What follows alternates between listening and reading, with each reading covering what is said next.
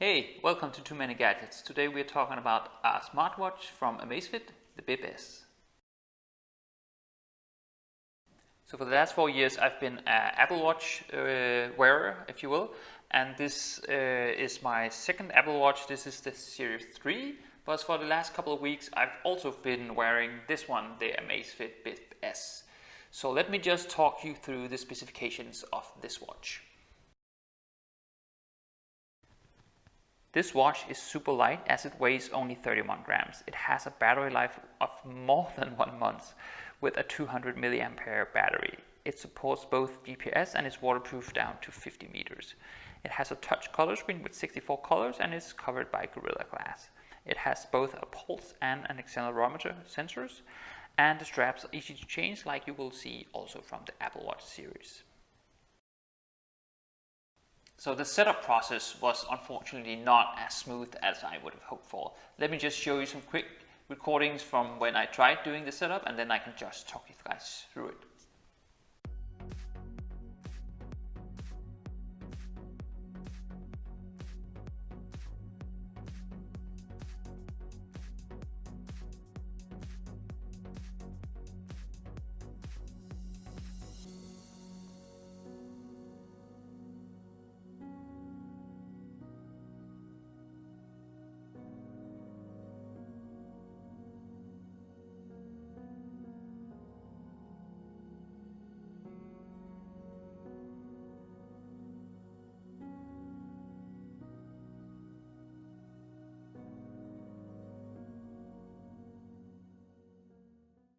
So I ended up in a no man's land during the installation process and had to search the web for others who were in similar situations with some of their earlier watches.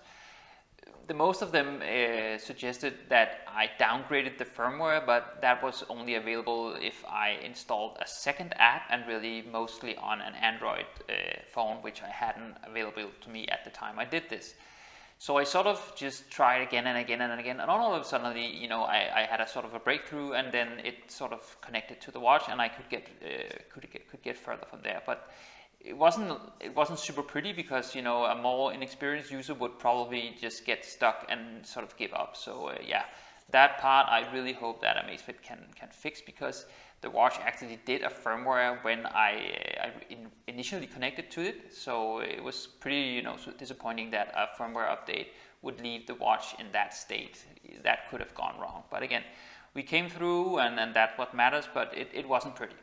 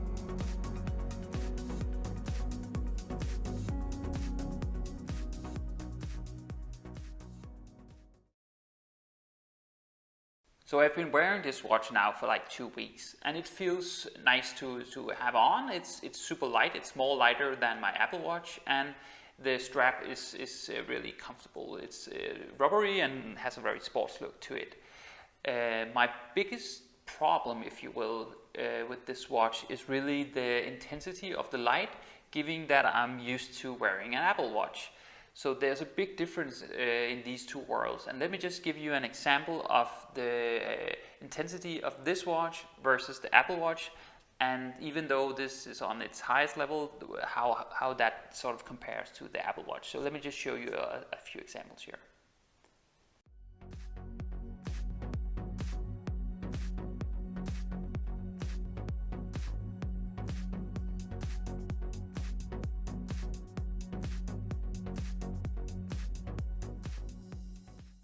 So the watch doesn't have a speaker, so it only uses vibration to notify you of things. But that works out very well. The vibrator is pretty strong, so you will not miss a notification.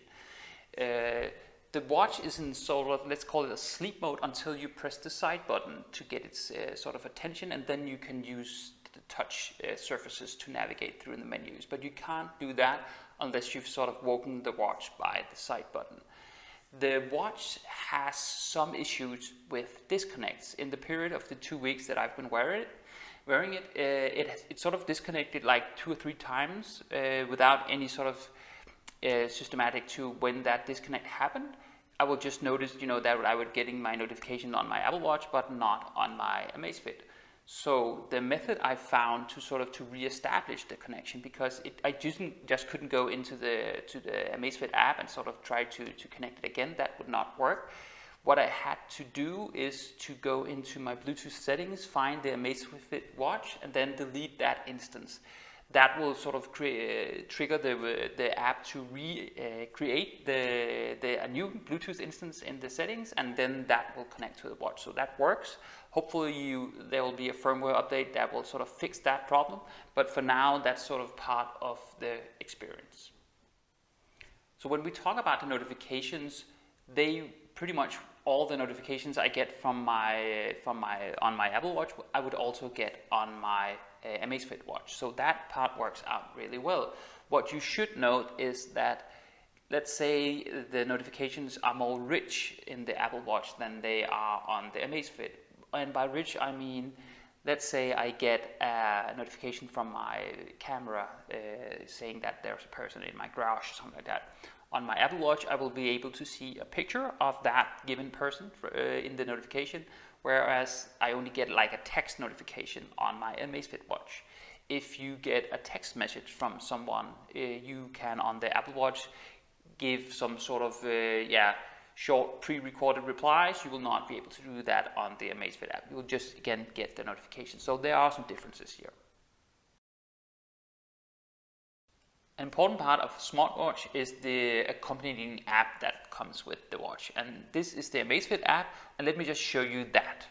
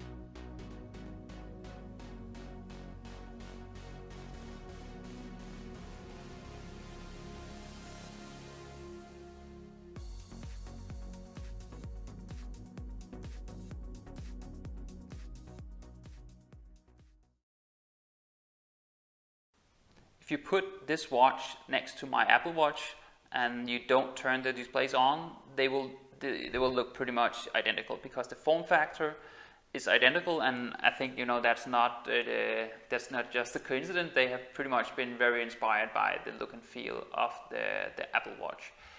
You get a lot of hardware for your money here. This watch will cost you $80 including shipping on AliExpress. I'll leave a link in the description field. The one place where you do tell that this is a cheaper watch than an Apple Watch or similar is the display, because as impressed that I am with it being able to have an always on mode and have battery life for 30 days, whereas I can only get like a maximum of 2 days with my Apple Watch. The thing is, you can really tell here on this watch where the display is and where the bezel is.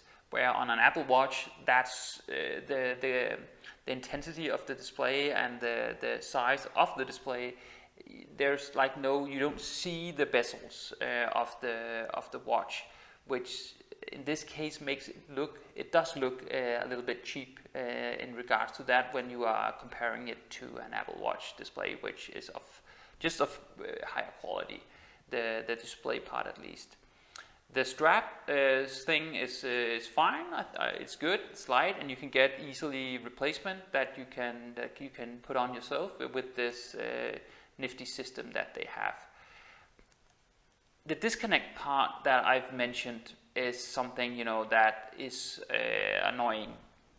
Hopefully, Amazfit will be able to fix that with a firmware update, so it doesn't bother you like it did for me. Again, once I found the solution by disconnecting the Bluetooth instance and then having it recreated, that sort of works. But again, it is a little bit annoying that you have to do that, ever so often.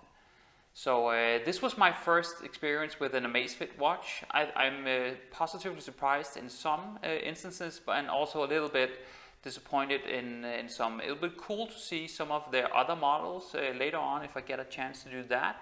If you guys have any questions, just leave a comment. Again, there'll be a link in the description so you can read more about it if you want to do that. Or else I'll just see you guys in another video.